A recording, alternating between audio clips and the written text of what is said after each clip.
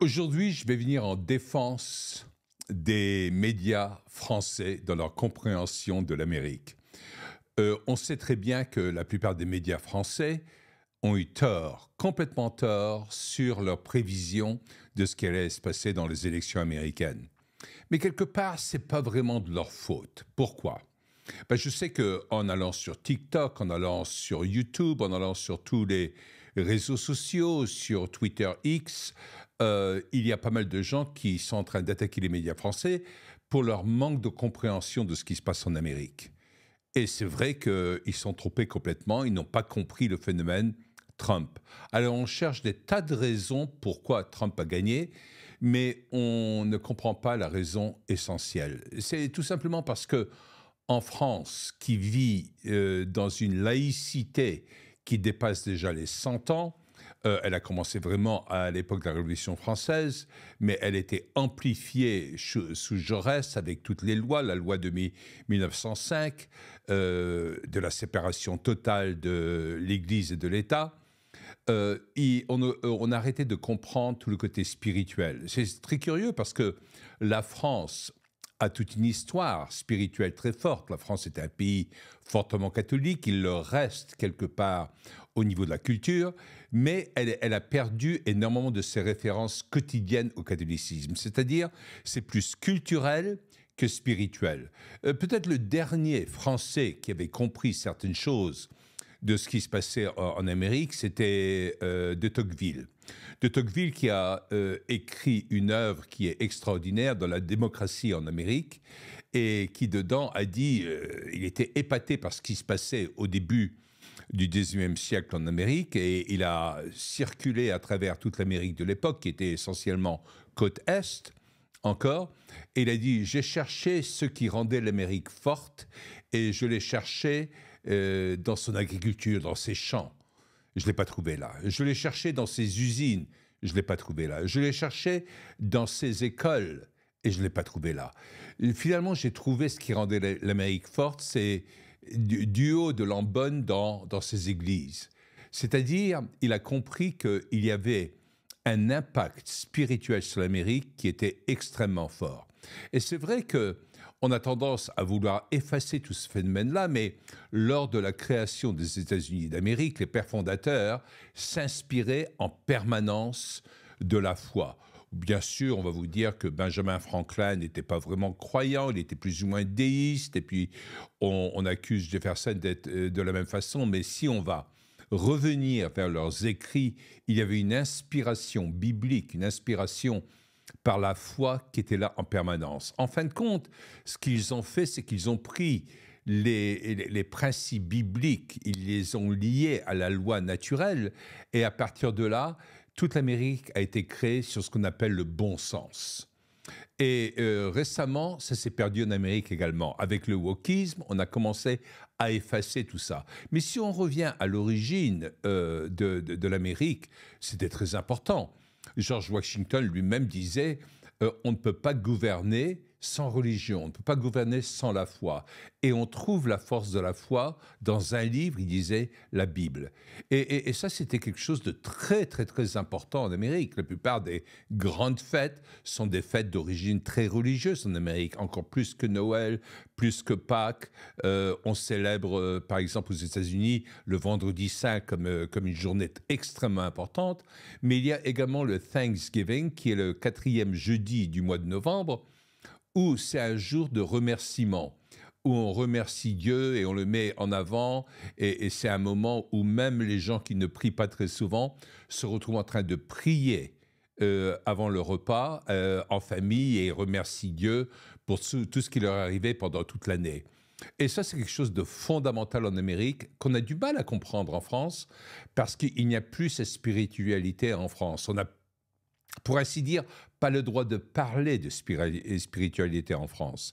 Et il y a eu deux phénomènes très importants au cours des 40-50 dernières années en Amérique, en dehors de toutes les autres présidences, mais c'est la présidence de Reagan et la présidence de Trump, où ils ont remis toute la foi en avant. Et tout le mouvement trumpiste, c'est pas seulement un mouvement populiste dans le sens classique du terme, parce qu'il y a des mouvements populistes également dits de gauche, qui vont avoir tendance à virer vers le marxisme, vers une idéologie. L'Américain moyen n'est pas idéologue du tout, mais la foi est au centre de sa vie. Les Américains, même si maintenant ils ont commencé à aller moins à l'église, et même si selon les derniers sondages, je crois qu'il y a un peu plus de 70% des Américains qui se disent croyants, si on faisait le même sondage dans les années 80, on était à plus de 90% des Américains qui se disaient croyants. Et il y a plus de 50% des Américains qui vont régulièrement à un culte, que ce soit catholique, protestant, juif, musulman maintenant, parce qu'il commence à y avoir des musulmans aux États-Unis également, même s'ils sont encore une très petite communauté. Les gens se retrouvaient quand même à aller à un lieu de culte une fois par semaine à plus de 50% de la population, ce qui est énorme. Et certains d'entre eux vont même à des lieux de culte 1, 2, 3 fois par semaine. La plupart des enfants suivent des cours, ce qu'on appelle le Sunday School, c'est l'école du dimanche, c'est l'équivalent de ce qu'on appellerait en France le catéchisme, qui existe encore, mais il y a une déperdition de tout ça. C'est très habituel pour beaucoup d'Américains de démarrer un repas par une prière, pas par ce genre de choses. Et donc, on se réfère à une puissance qui est bien plus grande que ce par quoi on vit tous les jours. Et ça permet aux gens d'être unis quelque part autour de la foi. Et il y a nettement moins de place pour le nihilisme. Dieu a été tué dans beaucoup de pays occidentaux. Dieu est mort, hein, selon les paroles de Nietzsche. Mais en Amérique, ce n'est pas le cas. C'est resté extrêmement puissant. Et Trump lui-même se réfère à Dieu, même quand il y a eu les 2 tentatives d'assassinat et celle qui lui a frôlé la tête ou l'a tourné la tête jusqu'à un certain moment. Trump lui-même a dit qu'il a vu la main de Dieu là-dedans. Et tous les gens autour de lui ont dit qu'ils ont vu même une transformation chez lui. Pas qu'il n'était pas croyant avant, il était croyant. Mais il y a eu un accent bien plus grand chez lui où il se sent investi d'une mission divine dans ce qu'il a besoin de faire. Pour l'Américain, il n'y a pas de problème dans le fait d'entremêler la foi, la politique, l'économie, le business, les écoles et tout cela. Tout ceci peut s'entremêler sans aucun problème. Et les gens disent, ben oui, mais est-ce qu'il n'y a pas séparation de l'Église et de l'État aux États-Unis? Ça n'a jamais été dans la Constitution.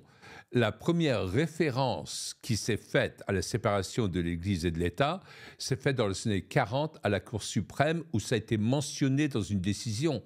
Et c'est tout. Mais ce qu'il y a dans la Constitution, et c'est dans le premier amendement de la Constitution, qui est les 10 premiers amendements, c'est le Bill of Rights, qui a été écrit en même temps que la Constitution. Le Bill of Rights, c'est, si vous voulez, la lettre de tous les droits américains. Et dans tous ces droits, ça limite le pouvoir du gouvernement dans la vie quotidienne.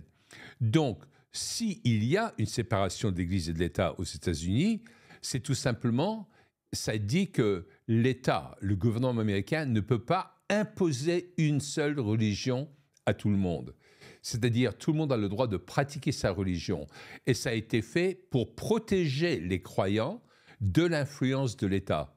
C'est pour ça qu'il y a une certaine indépendance au niveau des gens qui sont fortement croyants. Leur guide spirituel, c'est Dieu. Et je sais que même quand on parle de ça en France, devant des Français, on a du mal à l'exprimer, on a du mal à le comprendre, et les gens vont se dire, ben oui, mais ils sont arriérés, ou on va dire ce genre de choses. Mais ce n'est pas du tout le cas.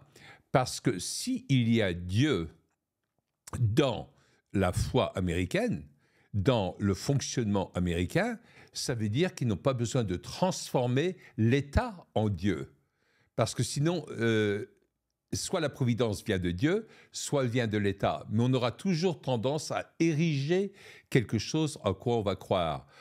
Par exemple, la laïcité est une autre religion en France, et même dans beaucoup de pays européens, où c'est devenu une croyance où on croit que la laïcité est supérieure à une foi en Dieu. Ce n'est pas du tout le cas en Amérique. Et c'est ce qui donne cette force. Ce qui s'est passé tout de suite après les élections, c'est que tout le monde remerciait Dieu tout de suite. Tous les gens qui ont travaillé pour Trump et qui étaient des Trumpistes, même qui ne travaillaient pas directement pour Trump, mais qui cherchaient à le faire gagner, les premières réactions après les élections, c'était Thank God, Thank God. Ils remerciaient Dieu pour tout ça. C'est très intéressant parce que je ne sais pas si vous avez vu le grand combat de MMA auquel a assisté Trump, ainsi que Elon Musk, ainsi que Robert Kennedy, essentiellement la plupart du cabinet des futurs ministres, ce qu'on appelle des secrétaires d'État, des secrétaires de différentes choses aux États-Unis, ils étaient présents. Et le type qui a gagné le combat de MMA, John Jones, lui, la première chose qu'il a faite, on l'a vu remercier Trump, etc. Mais c'était la deuxième chose qu'il faisait. Il dit, la première chose que je veux faire, c'est que je veux reconnaître l'importance de Jésus-Christ dans ma vie. Il exprimait sa foi. Et ça, c'est quelque chose qu'on a du mal à comprendre en France.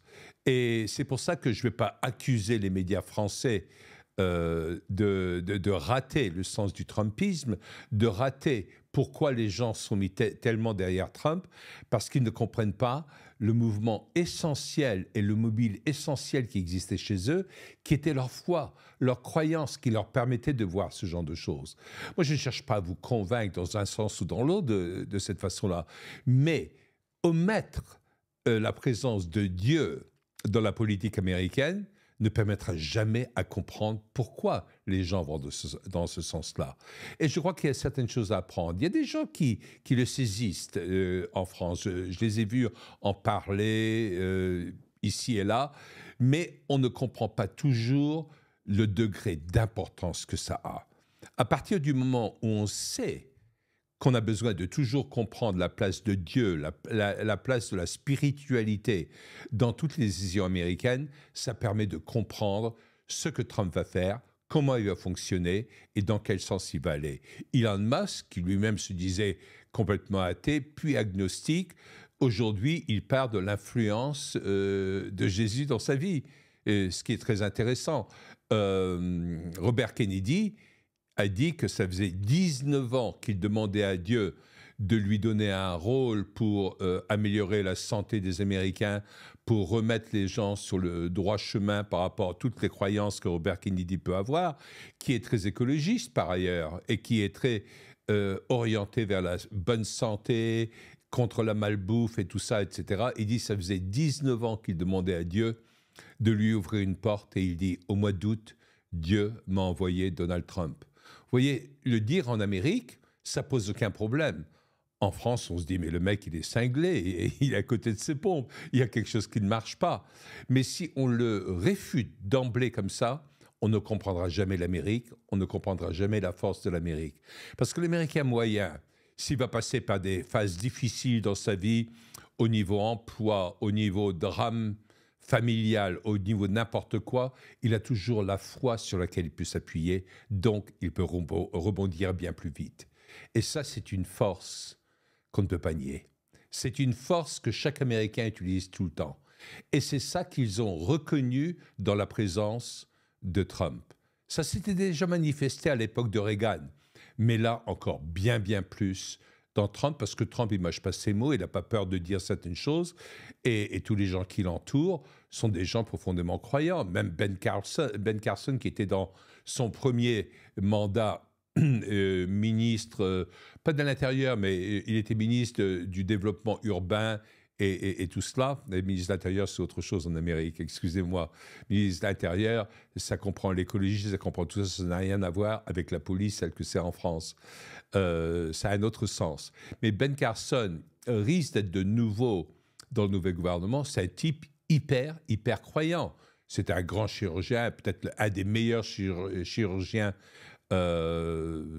cérébraux, j'allais dire. C'était le premier à séparer deux frères siamois en Allemagne qui étaient liés par la tête. Et c'est la première fois que cette opération s'était faite. D'ailleurs, il y a un film phénoménal qui a été fait sur lui avec Cuba Gooding Jr., que peut-être certains d'entre vous connaissez comme acteur. C'est un excellent film, je vous le conseille vivement. Et peut-être que là, vous allez comprendre la façon dont certaines choses fonctionnent en Amérique. La foi vient en premier. Toute la politique, l'économie, les hommes au deuxième plan. Peut-être les rares endroits où il y a un peu moins de foi en Amérique, c'est sur Wall Street ou dans les grandes entreprises et puis chez les woke. Mais le wokisme a fait son apparition et il a poussé un peu trop en avant et maintenant il est en voie de disparition. La foi, elle est toujours là.